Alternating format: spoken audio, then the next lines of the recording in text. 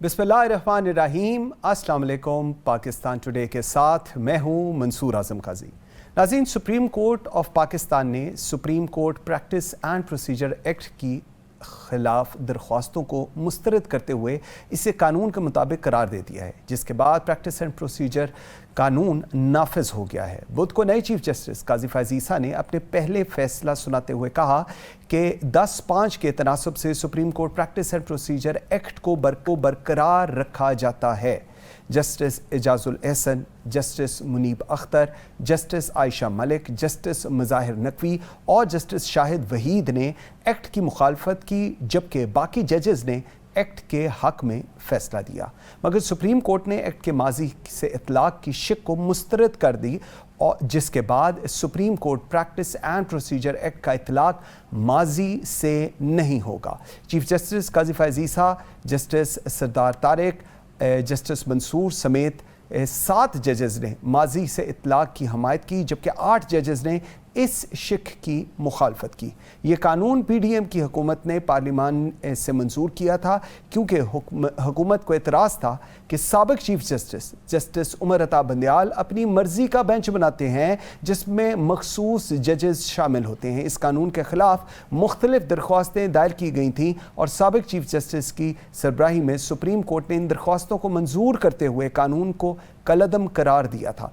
तमाम सियासी जमातें और कानूनी माहिरीन इस कानून और फैसले को दुरुस्त करार दे रहे हैं, और इस बात में भी कोई शक नहीं कि इस फैसले से पार्लियामान के कानून साजी के हक़ को तस्लीम किया गया है। लेकिन सवाल यहाँ ये पैदा होता है कि अब नवाज शरीफ और जहांगीर खान तरीन की ताहयात नाअहली का स्टेटस क्या है? क्या इलेक्शन एक्ट तरमीम से नाअहल अफराद अहल हो गए हैं, और क्या अब नाअहली की ज़्यादा से ज़्यादा सज़ा होगी? इन तमाम लीगल इश्यूज़ पे बात करेंगे अपने प्रोग्राम के पहले हिस्से में। मेरे साथ इस वक्त मौजूद हैं जस्टिस रिटायर्ड मुदस्सर खालिद अब्बासी साहब, one of the very well renowned legal expert हैं, और मेरे साथ हैं barrister Gauhar Khan, once again a very well renowned legal expert. बहुत शुक्रिया आप दोनों के टाइम देने का। Justice Mudassar, let me start with you sir. Sir, supreme court का प्रैक्टिस एंड प्रोसीजर एक्ट बरकरार रखने का फैसला, सबसे पहले हमें बताइएगा इसके ऊपर आपका क्या व्यू है? ये जो फैसला आया है ये दुरुस्त है? इसके अंदर क्योंकि बहुत सारी डिफरेंट डिस्कशंस तो हो रही हैं, लेकिन सबसे पहले मुझे आपका ओपनिंग कमेंट चाहिए इसके ऊपर जी। देखिए जी, जहाँ तक इस फैसले का ताल्लुक है, मैं ये समझता हूँ कि ये वो फैसला है जो अवामी मफाद में है, और मजमूई तौर पर ये एक बहुत अच्छा फैसला है। उसकी कुछ वजूहात हैं। देखिए, बात यह है कि अमली तौर पर जिन मसाइल का और जिन इश्यूज़ का सामना वकला को और लिटिगेंट्स को करना पड़ रहा था आइन की आर्टिकल 184(3) के हवाले से, और अदरवाइज बाकी जो प्रैक्टिस के अंदर जो चीज़ें हमें देखने को मिलती थी, फॉर इंस्टांस ये बात के जो रिव्यू का जो एक इसमें अपील का जो राइट दिया गया है, ये बात आम तौर पर वकला के अंदर भी कही जा रही थी, और ये महसूस भी की जा रही थी कि आप देखिए 184(3) के तहत जो इख्तियार सुप्रीम कोर्ट इस्तेमाल करती है, वो नीचे के तमाम फोरम्स को बाईपास करके किया जाता है, और अगर कोई फैसला किसी फरीक के खिलाफ कर दिया जाए और फिर उसे राइट ऑफ अपील भी ना दिया जाए, तो ये बाई इटसेल्फ मैं समझता हूँ कि ये बुनियादी इंसानी हुकूक के मुनाफी बात थी, और ये सबसे बड़ी तनकीद की जाती थी वकला की जानब से भी, और जो हमारी लीगल फर्टिनिटी थी कि इसमें राइट ऑफ अपील होना चाहिए, वो राइट ऑफ अपील दे दिया गया। ठीक है। इसके अलावा आप देखिएगा कि प्रैक्टिस के हवाले से एक चीज़ जिसमें बहुत मुश्किलात का सामना करना पड़ रहा था वकला को भी और लिटिगेंट्स को भी, कि अगर किसी ने कोई रिव्यू फाइल करना है तो उस रिव्यू में वही जो काउंसिल हैं या वकील हैं जो पेश होंगे जो ऑलरेडी इस मुकदमे में पेश हुए थे, और ये राइट जो है आर्टिकल 10A के तहत जो है ये उसकी खिलाफ वर्जी थी, और इसमें जो अब ये राइट दिया गया है ये भी अवामी मफाद में है। और सबसे बड़ी बात यह है जो मैं ये समझता हूँ कि अदलिया की जो एक क्रेडिबिलिटी थी, ماضی قریب میں جو ہے وہ بہت زیادہ مشکوک اس لیے کی جائے. یہ جو میں بات آپ سے کر رہا ہوں اس کا تعلق اس کے عملی پہلو سے ہے, جو چیزیں ہمیں سننے, کیونکہ سب سے بنیادی بات یہ ہے کہ عوام الناس کا اپنے عدالتی اور عدلیہ کے ادارے جو ہیں ان پر اعتماد کا ہونا بہت ضروری ہے. جیسا کہ آپ نے اپنے اس ابتدائیے میں یہ بات کہی ہے کہ یہ ایک امپریشن کریٹ ہو گیا تھا کہ جو بینچز جو ہیں ان کو اپنی مرضی سے تشکیل جاتا ہے, اور انتہائی قابل افسوس بات یہ ہے کہ یہ پہلے ہی بتا دیا جاتا تھا بینچز کی تشکیل سے کہ یہ فیصلہ کیا ہوگا. تو اس کا جو تدارک ہوا ہے, میں یہ سمجھتا ہوں کہ یہ ایک بہت اچھا ایک فیصلہ ہے جس میں, اور سب سے اس فیصلے کی جو خوبصورت بات ہے وہ یہ ہے کہ اس کے اندر جو ایک چیز جو قابل اعتراض تھی اور جس کو کسی طرح سے بھی اپروو نہیں کیا جا سکتا تھا, اور وہ یہ تھا کہ اس کا ریٹروسپیکٹیو ایفیکٹ. تو اس حوالے سے بھی جو ہے وہ اس کے اندر ایک جو فلا تھا اس کو دور کر دیے گا. سب سے امپورٹنٹ بات یہ ہے کہ جب کوئی مقدمہ فائل ہوتا تھا تو اس کے اندر جو انٹرم ریلیف یا فوری طور پر ہمیں وکلاء میں جو عوام میں سے جب لیٹیگنٹس ہوتے تھے ان کو اگر کوئی ریلیف چاہیے ہوتا تھا تو مقدمات جو تھے ان کی فکسیشن میں جو تھا وہ ایک خاصا لمبا وقت لگتا تھا, اور جو اب نہیں لگے گا. اب یہ اس میں قانون میں یہ بتا دیا گیا ہے کہ آپ نے ود ان 14 days جو ہے وہ اس مقدمے کو جس میں فوری نوعیت کی کوئی درخواست ہے وہ فکس کرنی ہے. ٹھیک ہو گیا. میں سمجھتا ہوں کہ مجموعی طور پر اس ساری جو قانون سازی ہے اس کا تعلق جو ہے وہ عوامی مفاد کے لیے. بالکل ٹھیک ہے, پوائنٹ آ گیا جی آپ کا, بالکل ٹھیک ہو گیا. بیرسٹر گور خان صاحب آپ کی طرف میں آتا ہوں. سر, پریکٹس اینڈ پروسیجر قانون نافذ العمل ہے, پارلیمان کے قانون سازی کے حق کو تسلیم کر لیا گیا ہے اور ایک اہم سنگ میل ہے, اور یہ کہا جا رہا ہے اس فیصلے کے بارے میں what are your comments on that? جی دیکھیں, میں یہ سمجھتا ہوں کہ یہ جو ایکچولی قانون آیا تھا اس کا پورا بنیاد ایک سیاسی تھا, اور ایک خاص طبقے کو, ایک خاص پرسن کو ایک ریلیف دینے کی کوشش کی جا رہی تھی, اور اسی کے لیے یہ لوگ لے کے آئے تھے, کیونکہ یہ اسلام پاکستان کی ہسٹری میں سب سے پہلا ایک ایسا قانون ہے جو پارلیمان پہ پاس کیا ہے جو صرف ایک پیج کا ہے, اور ان کا مقصد یہی تھا کہ اس فریق کو اور اس بندے کو, میاں نواز شریف کو, ایک رائٹ پرووائڈ کی جائے گی اور وہ اپیل کی صورت میں ہو. میں سمجھتا ہوں ان پولیٹیکل فورسز کو اگر یہ پتہ ہوتا کہ شاید supreme court at the end of the day قانون کو ویلڈ قرار دیتے ہوئے بھی یہ اپیل کی رائٹ نہ دے تو شاید وہ یہ نہ لے کے آتے. جہاں تک قانون کا تعلق ہے تو مدثر صاحب, اپنا منصور صاحب, بات دراصل یہ ہے قانون کتنا اچھا ہے اور اس میں کیا کیا چیزیں ہیں یہ ایشو نہیں تھا.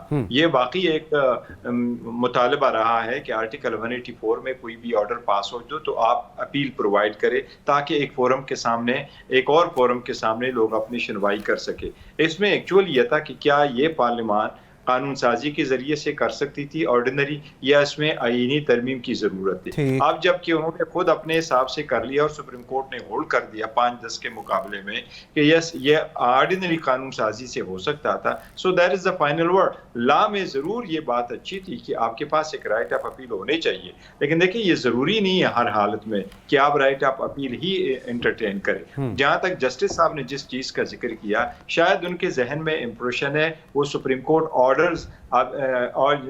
ججمنٹس اینڈ آرڈرز ریویو والا جو سپریم کورٹ نے آلریڈی ڈکلیئر کیا کہ وہ ان کنسٹیٹیوشنل تھا. اس میں ایک کنسپٹ ضرور لایا گیا تھا کہ آپ وکیل بھی الگ کر سکتے ہیں, آپ کے پاس دن بھی ڈفرنٹ تھے, آپ ریویو ایک اور بینچ میں فائل کر سکتے تھے. اس لا کا فیصلہ ہو چکا ہے. جہاں تک اس لا کا تعلق ہے تو ضرور اس میں اچھی چیزیں تھی, لیکن پرائمریلی خواہش یہ تھا کہ آئین میں اگر آپ نے ترمیم کرے بغیر لا کے تو یہ ایشو تھا سپریم کورٹ کے سامنے. بالکل صحیح. لیکن بیرسٹر صاحب, میں let me connect this thing, پھر میں جسٹس مدثر صاحب کی طرف بھی جاتا ہوں. ماضی میں 184(3) کے بے دریغ استعمال کیا جاتا رہا ہے, اور سابق جو چیف جسٹس صاحبان کے اکیلے فیصلے کرنے کے مقابلے میں اب یہ طاقت تسلیم کی گئی ہے. ان فیصلوں کی شفافیت, اس سے کیا اب شفافیت بہتر ہوتی آپ کو نظر آ رہی ہے؟ جی دیکھو, ایک اچھی بات ہے, پر میں سمجھتا ہوں یہ ہاف وے ہوم ہے. اگر آپ نے ایسے ہی کرنا ہے اور سپریم کورٹ کے لیے پرووائڈ کرنا تھا تو سپریم کورٹ نے بہت ہی کم سوموٹو کیسز ہوئے تھے.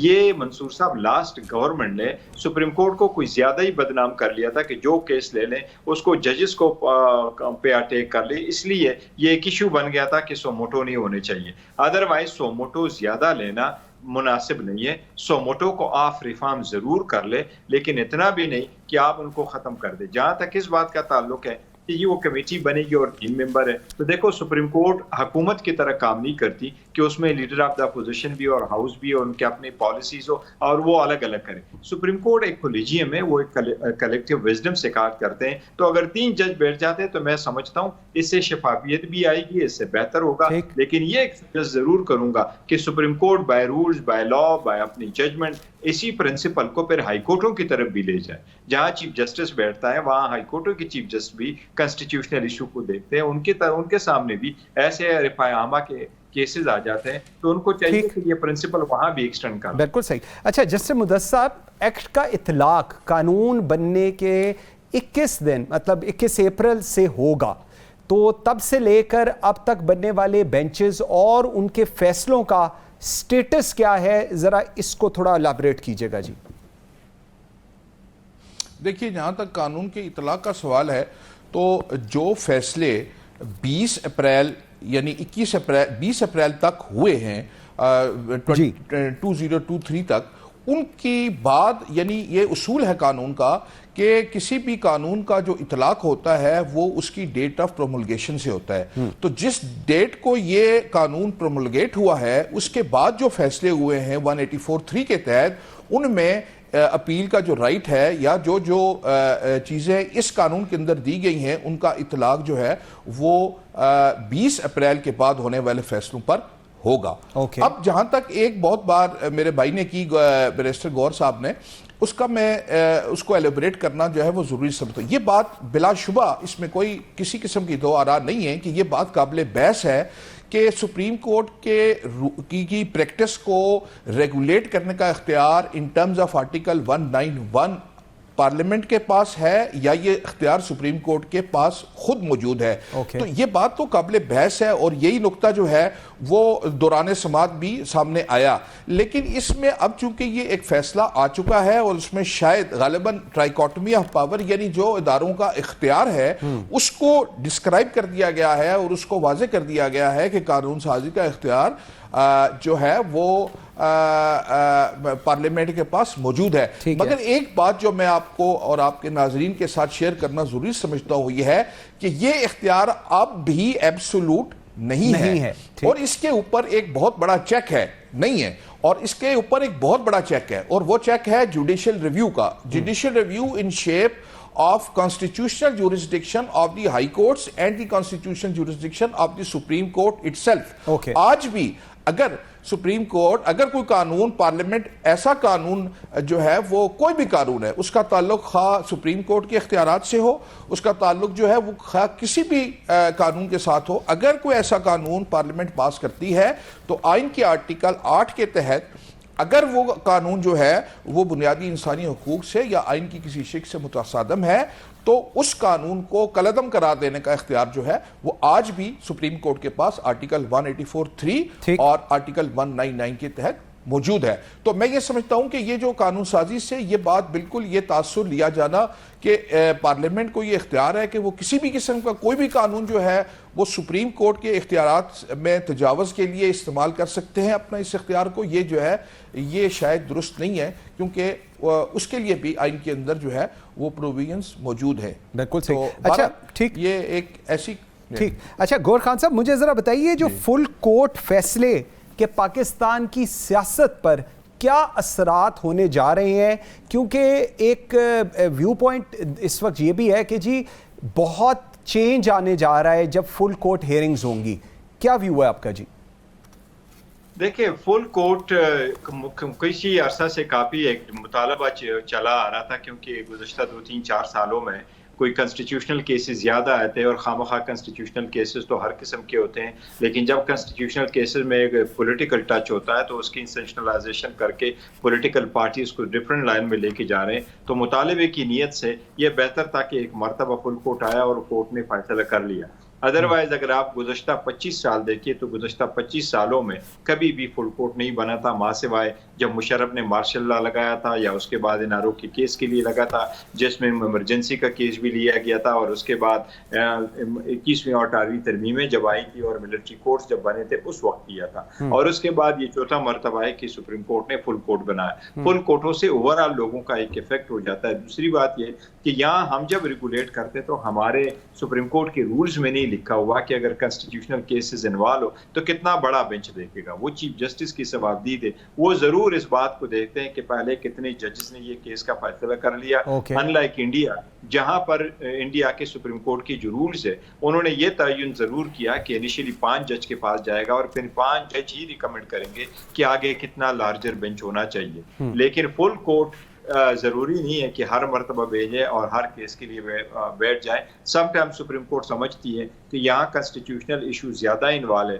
اس لیے فل کورٹ بیٹھنا چاہیے تاکہ کلیکٹیو وزڈم سے اس کو دیکھیں اور اس پہ فیصلہ ہو. جس طرح اس کیس میں انہوں نے بٹھایا ہے تو سپریم کورٹ میں 10-5 کے مقابلے میں اس لا کو ویلڈ ڈکلیئر کرایا گیا, اور 7-8 کے تقابل میں سپریم کورٹ نے اس میں جو رائٹ آف اپیل دینا تھا وہ ریٹروسپیکٹیولی نہیں دیا. ادروائز ہم یہ سمجھتے روٹین میں لیگلی کہ رائٹ آف اپیل ایک پروسیجرل میٹر ہے, یہ پراسپیکٹیولی بھی ہو سکتا ہے, ریٹروسپیکٹیو بھی ہو سکتا ہے. لیکن جب کورٹ کبھی پارلیمان اس کو ریٹروسپیکٹیو کر دیتی ہے تو اس کے ایک خاص ریزن ہے. جس طرح نیب کا قانون آیا تھا تو اس کا جواز یہ بنایا گیا کہ ڈیموکریسی شروع ہوئی 85 سے, پارلیمان بنا تھا, پولیٹیکل لوگ آئے تھے, لہٰذا اس کو اس تاریخ سے رکھو. اوکے اس میں جو کہ ایسا نہیں تھا تو اس لیے سپریم کورٹ نے اس کو مسترد کر دیا. صحیح, ٹھیک. اچھا مدثر صاحب, بڑا $1 ملین کوسچن جو اس وقت چل رہا ہے آپ سے بھی اور گور صاحب سے بھی, پہلے آپ کا ویو لوں. Supreme court practice and procedure act کا اطلاق ماضی سے نہیں ہوگا. اس شک کو کالعدم قرار دینے سے نواز شریف اور جہانگیر خان ترین نااہلی کے فیصلے کے خلاف اپیل کے حق سے محروم ہو گئے ہیں. اس فیصلے سے سیاستدان متاثر ہوئے ہیں یا انہیں فائدہ ہوا ہے؟ دیکھیے جی, جہاں تک جو نام آپ نے لیے ہیں ان کا تعلق ہے تو انہوں نے اپنے خلاف کیے گئے فیصلوں میں غالباً نواز شریف صاحب نے جو ہے وہ اپنا ریویو فائل کیا تھا, اور ریویو فائل کرنے کے بعد اب یہ بات بالکل واضح ہو گئی ہے کہ ان کو ایٹ لیسٹ چونکہ اس کا اطلاق جو ہے وہ ماضی سے ریٹروسپیکٹیولی نہیں ہوگا تو اس کا فائدہ ان کو, یعنی ان کو اور کسی اور ایسے شخص کو جو اس سے متاثر ہوا ہے 20 اپریل سے پہلے اس کو اس کا فائدہ قطعاً نہیں مل سکتا. اس میں کسی قسم کی جو ہے وہ دو آرا نہیں ہو سکتی. تو اس سے کیا مطلب, اس کو تھوڑا اور سادہ الفاظ میں عام آدمی کی سمجھ کے لیے بھی سمجھائیے گا, کیونکہ ان کے اوپر اب یہ کہا جا رہا ہے کہ جی نااہل ہو چکے فار لائف ٹائم, لیکن اب ان کی سچویشن کیا ہے, وہ آ کے جیل جائیں گے نہیں جائیں گے, یہ انڈرسٹینڈنگ بھی ذرا تھوڑی سی مدثر صاحب فرمائیے گا. جی میں عرض کرتا ہوں. دیکھیے گزارش یہ ہے کہ جہاں تک ان کی نااہلی کا تعلق ہے اور ان کے جیل جانے کا تعلق ہے, یہ دو مختلف چیزیں ہیں. نااہلی کا تعلق ان کے اس سپریم کورٹ کے فیصلے سے ہے جس میں پاناما کے فیصلے میں انہیں نااہل تاحیات ڈکلیئر کیا گیا.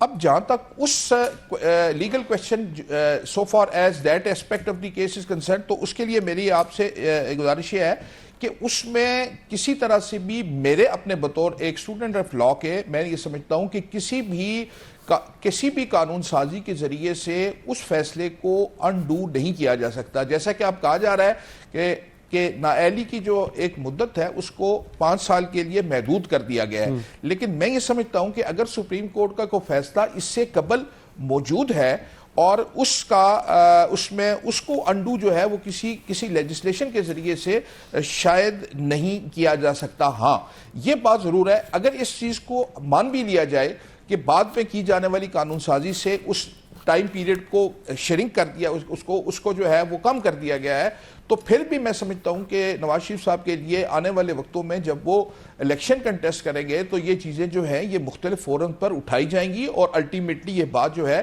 یہ ڈیسائیڈ ہونا باقی ہے کہ کیا جو قانون سازی کی گئی ہے اور جو مدت کو جو کم کیا گیا, کیا اس کا اطلاق جو ہے وہ نواز شریف کے فیصلوں پہ ہوتا ہے یا نہیں. اب رہا سوال ان کی گرفتاری کا, تو جو گرفتاری والا معاملہ ہے اس کے لیے ان کے خلاف جو ان کی جو سزائیں ہیں جس میں ان کو کنوکشن ہوئی ہے وہ ایک العزیزیہ ریفرنس ہے اور ایک جو غالباً جو دوسرا ایون فیلڈ ڈیفرنس ہے، اس کے اندر ان کو سزا ہی نہیں ہے. تو سزا کے بارے میں ایک قانون جو ہے یا ایک جو کانسیپٹ ہے وہ آرٹیکل جو کوئی کویشچن ہے وہ ہے کہ جہاں تک آج کل پروٹیکٹیو بیل کی بات کی جاتی ہے تو یہ بات بڑی واضح ہے کہ بیل کا جو کانسیپٹ ہے وہ نارملی اس وقت ہوتا ہے جب کہ کسی ایکیوزڈ کے لیے ہوتا ہے. تو چونکہ ان کا سٹیٹس جو ہے وہ اب ایک کنوکٹ کا ہے تو اس کے لیے جو پروویژن سی آر پی سی کے اندر دی گئی ہے قانون میں وہ ہے 426 کے تحت جو ہے وہ کوئی بھی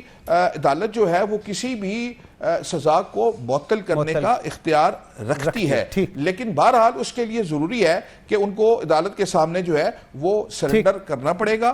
اور اس کے علاوہ جو ہے میں نہیں سمجھتا کہ وہ کسی طریقے سے بھی جو ہے ان کو ان کی سزا کو معطل کیا جا سکتا ہے یا ان کو کسی بھی طور پہ کوئی عبوری جو ہے وہ ریلیف دیا جا سکتا ہے. بیرسٹر گور صاحب ایک تو آئی ریلی وانٹ کہ آپ اس کا رسپونڈ کریں. along with it اعظم نذیر تارڑ صاحب کہہ رہے ہیں کہ الیکشن ایکٹ میں ترمیم کے بعد اب نواز شریف صاحب اہل ہیں. نہیں، ایسی بات نہیں ہے. بیسیکلی حکومت جو گزشتہ حکومت تھی وہ تو پولیٹیکلی کام کرتی رہی ہے پرسنل انٹرسٹ کے لیے. تو نواز شریف کے لیے انہوں نے پے در پہ ایسے کیا تھا کہ 3 قوانین اپروو کروائے تھے، پاس کروائے تھے. ایک یہ موجودہ والا قانون جس میں سپریم کورٹ نے ان کا راستہ روک لیا کہ وہ اپیل اپلیکیبل نہیں ہے دا بیک ڈیٹ سے. دوسرا جو سپریم کورٹ کا پریکٹس اینڈ پروسیجر کے ساتھ ساتھ یہ review of judgment and order لے کے آئے تھے قانون، وہ سپریم کورٹ نے سیٹ اسائڈ کر دیا. تیسرا قانون یہ وہی جو الیکشن ایکٹ میں سیکشن 233 میں امینڈمنٹ کے لیے لے کے آئے تھے.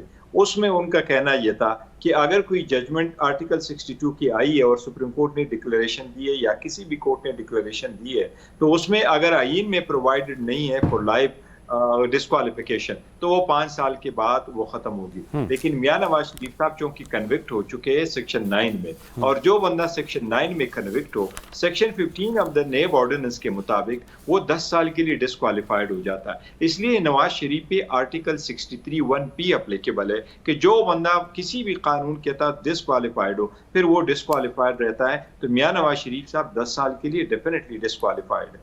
اوکے بالکل ٹھیک ہے. ایک بریک لیتے ہیں ناظرین، بریک سے واپس آتے ہیں تو ڈسکشن کنٹینیو کریں گے اور جسٹس شائق عثمانی بھی حصہ بنیں گے ہمارے ساتھ اس گفتگو کا. میرے ساتھ رہیے گا.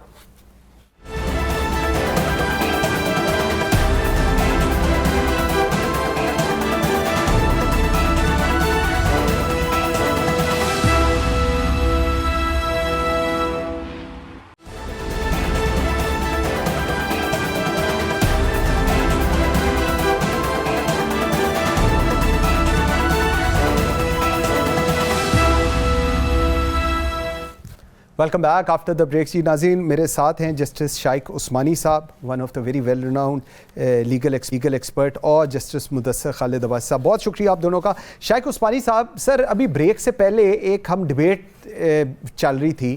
اب سر صورتحال یہ ہے کہ supreme court practice and procedure act کا اطلاق ماضی سے نہیں ہوگا.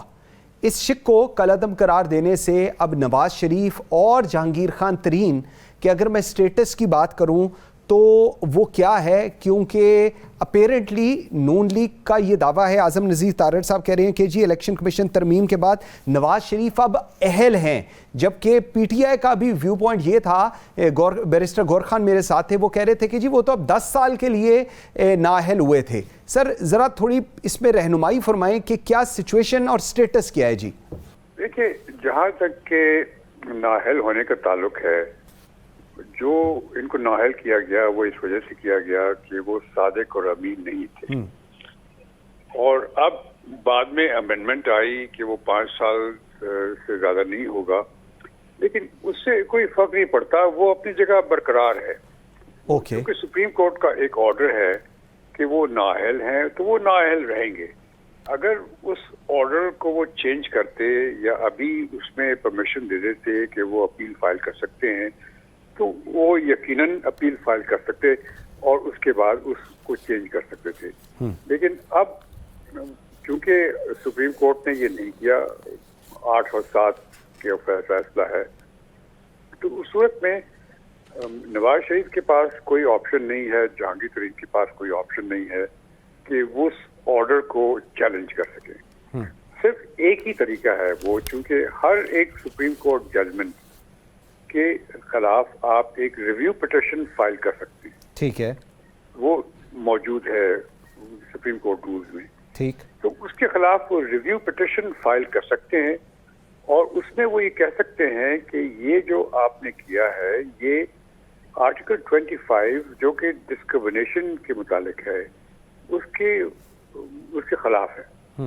یعنی آپ نے ہم سے زیادتی کی ہے, ہمارے خلاف زیادتی ہو رہی ہے, دوسرے لوگوں کے لیے آسانی ہو رہی ہے, ہمارے لیے نہیں ہو رہی ہے, یہ نہیں ہونا چاہیے. یہ آرٹیکل 25 کے خلاف ہے. تو اس وجہ اس بیسس پر, اس پوائنٹ پر, اس لیگل پوائنٹ پر وہ یقیناً ایک ریویو پٹیشن فائل کر سکتے ہیں اور میرے خیال میں اس کی سنوائی اگر ہوگی تو یقیناً سپریم کورٹ اسی نتیجے میں پہنچے گی کہ ہمیں کرنا نہیں چاہیے تھا. ٹھیک سر, اس میں ایک مسئلہ ہے, لیٹس کیپ اٹ کہ جی نون لیگ کی طرف سے میں سن رہا تھا اسحاق ڈار کہہ رہے ہیں جی بہت متنازع فیصلہ تھا اینڈ آل دیٹ, وہ ٹھیک ہے, لیکن نواز شریف صاحب کنوکٹڈ ہیں, وہ جیل سے گئے اور اب جو صورتحال ہے وہ لوگ نون لیگ کا یہ ویو پوائنٹ ہے کہ جی life time disqualification is equal to 5 years, کیونکہ ہم نے جو ابھی اعظم نذیر طارڑ صاحب بھی جو بات کہہ رہے ہیں. تو سر اب انڈرسٹینڈنگ کا ایشو ہے کہ ایک لیگل ٹیم جو ہے جو ایک پولیٹیکل پارٹی کی ہے ان کی انڈرسٹینڈنگ فرق ہے اور کسی اور کی فرق ہے. ایک عام آدمی کیا سمجھے اس کو؟ اب عام آدمی کو سمجھنے کی ضرورت ہی نہیں ہے چونکہ یہ لیگل ایشوز ہے اور اس میں تو صاف ظاہر ہے کہ سپریم کورٹ کی جو ججمنٹ تھی نواز شریف کے خلاف اس میں ان کو نااہل کیا گیا تھا اور ہمیشہ کے لیے کیا گیا تھا.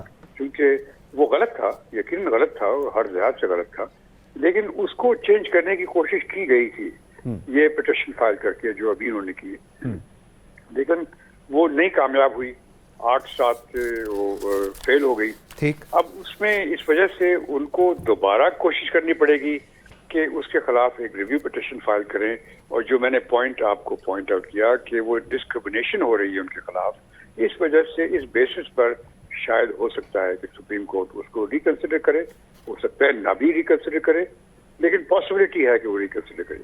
ٹھیک, بالکل ٹھیک. مدثر صاحب مجھے ذرا یہ بھی فرمائیے گا, یہ جو الیکشن ایکٹ ترمیم سے نہ اہلیت میں تبدیل ہو سکتی ہے, ہونی چاہیے یا نہیں ہو سکتی, کیونکہ یہ بھی ایک اس وقت ڈبیٹ جو ہے وہ جنریٹ ہو رہی ہے کہ جی اس کے اوپر کیا رسپونڈ یا ریاکشن ہونا چاہیے.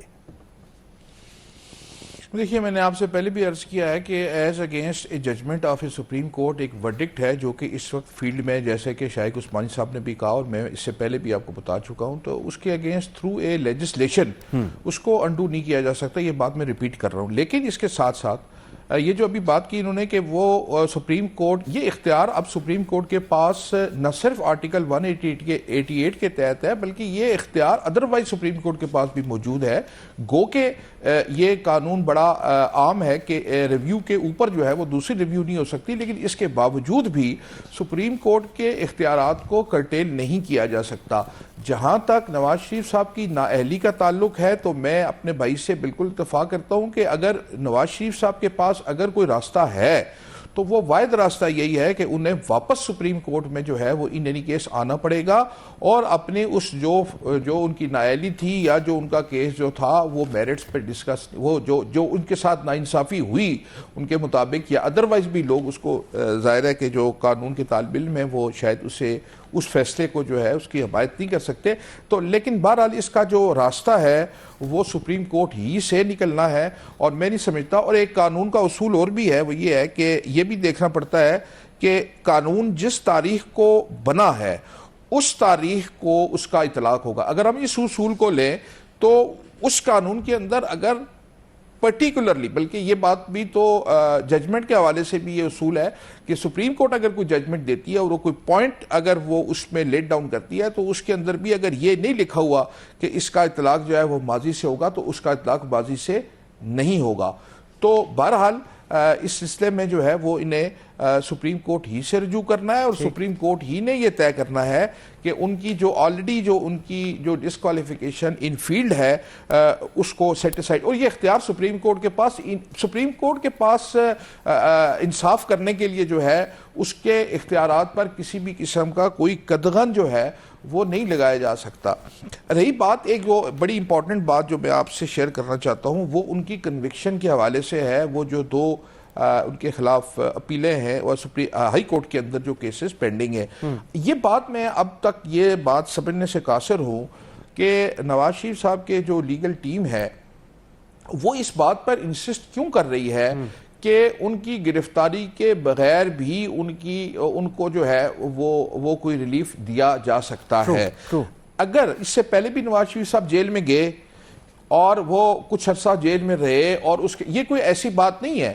سرنڈر کر دینا کورٹ کے سامنے یا کورٹ کے سامنے یا خدا نخواستہ اگر کوئی شخص جو ہے وہ if he goes behind the bars, تو یہ اختیار جو ہے یہ ہائی کورٹ کے پاس آرڈر سیکشن 426 موجود ہے کہ وہ کسی سٹیج پر بھی اس سزا کو معطل کر سکتی ہے. اور یہ اختیار جو ہے وہ ہائی کورٹ کے پاس ضمانت کے برابر ہے. جیسے ضمانت لی جاتی ہے وہی کرائٹیریا ہوتا ہے کہ وہ کسی بھی سزا کو معطل کر سکتی ہے. عام طور پر یہ کہا جاتا ہے کہ ہائی کورٹ کے پاس یہ اختیار محض سزا کی حد تک ہے, لیکن میرا جو ویو پوائنٹ ہے وہ یہ ہے کہ اگر آپ اس پروویژن کو اگر بغور جائزہ لیں تو ہائی کورٹ کے پاس سزا معطل کرنے کا اختیار کے علاوہ کنوکشن یعنی سزا کے علاوہ اس کی وہ جو ججمنٹ ہے جو جس پہ ان کو سزا دی تھی اس کو بھی معطل کرنے کا اختیار ہائی کورٹ کے پاس موجود ہے. تو میں یہ سمجھتا ہوں کہ اس میں کوئی دو آرا نہیں ہے کہ انہیں بہرحال ان اینی کیس ان کو سرنڈر کرنا پڑے گا. ٹھیک ہو گیا, پوائنٹ پیش ہونا پڑے شائق گا عثمانی اور اس کے بعد بھی ہے وہ ان کو کسی قسم کا ریلیف دیا جا سکتا. ٹھیک, شائق عثمانی صاحب, سر مجھے ایک بریک کا کہا جا رہا ہے لیکن میں آپ کے لیے ایک سوال چھوڑ کے جا رہا ہوں. مسئلہ یہ ہے کہ ایک 5 رکنی بینچ سپریم کورٹ کا انہوں نے ڈسکوالیفائی کیا 62(1)(f) کے تحت, اور جس کا مطلب ہے لائف ٹائم ڈسکوالیفیکیشن. اس لائف ٹائم ڈسکوالیفیکیشن کی ڈیفینیشن جو اس وقت بنائی جا رہی ہے, 5 سال تھے ختم ہو گئے, 10 سال ہوں گے نہیں ہوں گے, اس پہ قانون اب کیا کوئی اپنا راستہ خود لے گا یا ونس اگین جس طرح آپ لوگ ابھی فرما رہے ہیں یہ 12 سپریم کورٹ میں جائے گی اور وہاں پر اس کا بھی فیصلہ ہوگا؟ ایک بریک لیتے ہیں ناظرین, واپس آ کے اس پہ بات کریں گے. جی میرے ساتھ رہیے گا.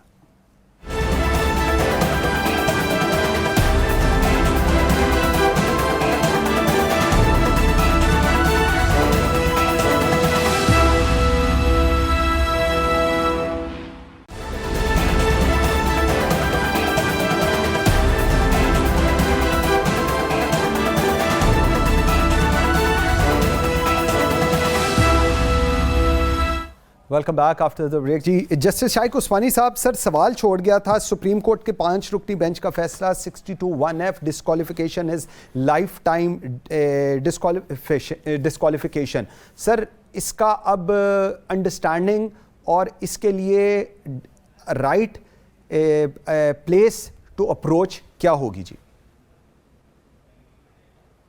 یہ ہے کہ لائف ٹائم ڈسکوالیفیکیشن اس وجہ سے کی گئی کہ انہوں نے کہا کہ وہ صادق اور امین نہیں ہے. ٹھیک, لیکن آپ یہ دیکھیں کہ آدمی صادق اور امین آج نہیں ہے, کل ہو سکتا ہے, اور کل سے وہ توبہ کرے اور اپنے کام صحیح کرے تو ہو سکتا ہے. ہمارے مذہب میں توبہ کی گنجائش ہے, بے شک, مرتے دم تک توبہ کی گنجائش ہے. تو اس گنجائش کی ہونے کے باوجود یہ فیصلہ کرنا کہ آپ ساری عمر نااہل ہیں اور وہ صادق امین نہیں ہے, یہ صحیح نہیں. ٹھیک, اس پوائنٹ کے اوپر میرے خیال میں اگر وہ ریویو پٹیشن فائل کیا, حالانکہ ایک ریویو پٹیشن فائل ہو چکی ہے, دوسری نہیں ہو سکتی, لیکن ریویو پٹیشن دوسری ہو سکتی ہے, کئی دفعہ ہوا ہے, ایک دفعہ نواز شریف نے خود بھی کی ہوئی ہے. تو اس صورت میں میرے خیال میں اس پوائنٹ کو ڈسکس کرنا ضروری ہے, اور اس پوائنٹ پر اگر ڈسکشن ہوگی تو یقیناً نواز شریف صاحب اس سے بچ جائیں گے, کیونکہ یہ یقیناً غلط ہے کہنا کہ آپ ساری عمر کے لیے ڈسکوالیفائڈ ہیں کیونکہ آپ صادق امین نہیں. ٹھیک, اچھا سر اسی میں ایک اور چیز بہت اچھی آپ نے اس میں رہنمائی فرمائی, 184(3) کہ ماضی کے جو متنازع فیصلے ہیں کہ ان کو چھوڑ کے ہم دیکھے تھے ریکوڈک کا فیصلہ اینڈ آل دیٹ, جس کو کہا گیا کہ جی غلط فیصلے تھے, اس کے اوپر آپ کس طرح دیکھتے ہیں؟ اس کے اوپر بھی جس طرح آپ فرما رہے ہیں کہ رائٹ آف اپیل ہے لیکن ریویو پٹیشن ہو سکتی ہے، ان فیصلوں کے اوپر بھی جی؟ نہیں دیکھیے وہ اور چیز ہے، وہ ایک اور بیسس ہے. اب مجھے ایگزیکٹلی یاد نہیں ہے کہ وہ کس سچویشن میں ہوا تھا، لیکن نارملی اس زمانے میں تو یہ تھا کہ ایک دفعہ سپریم کورٹ فیصلہ کر دے تو صرف ایک ریویو پٹیشن ہو سکتی ہے اور دوسری نہیں ہو سکتی. لیکن اس کے بعد کافی چینجز ہوئے اور دوسری دفعہ کئی دفعہ یہ ہوا ہے کہ ریویو پٹیشن فائل ہو چکی ہیں. اب خاص طور سے اس موقع پر اگر اس پوائنٹ کو لایا جائے کہ چونکہ اسلام میں گنجائش ہے کہ آپ توبہ کر سکتے ہیں، تو اگر وہ توبہ کر لیتے ہیں تو آپ کیسے کہہ سکتے ہیں کہ وہ ہمیشہ کے لیے ڈسکوالیفائی؟ بالکل ٹھیک ہے. جسٹس مدثر خالد صاحب، same question with you sir. جس طرح ابھی شائق عثمانی صاحب فرما رہے ہیں، do you agree with it, یا آپ کو لگتا ہے کہ اگر ان کو کہا گیا سپریم کورٹ کے 5 رکنی بینچ نے کہ disqualification is life time disqualification 62(1)(f) کے، تو دیٹ ول کنٹینیو اور توبہ تہی کی کوئی گنجائش نہیں ہو سکتی؟ دیکھیے اس مسئلے میں آپ سپریم کورٹ سے، چونکہ میں جب سپریم کورٹ سے یہ پریسیڈنٹس موجود ہیں، پہلے جیسا کہ میرے فاضل دوست نے فرمایا ہے کہ ریویو جب ایک دفعہ فائل ہو جاتا تھا تو اس کے اوپر اس کے بعد جو ہے وہ سپریم کورٹ جو ہے وہ نارملی اس کو انٹرٹین نہیں کرتی تھی. لیکن ماضی قریب میں اس طرح کے نظائر موجود ہیں کہ کیس کا حتمی فیصلہ ہونے کے بعد، ریویو کا فیصلہ ہو جانے کے بعد بھی جو ہے وہ سپریم کورٹ نے کیسز کو انٹرٹین کیا ہے اور ان کی سماعت کی ہے اور ان پر فیصلے کیے ہیں.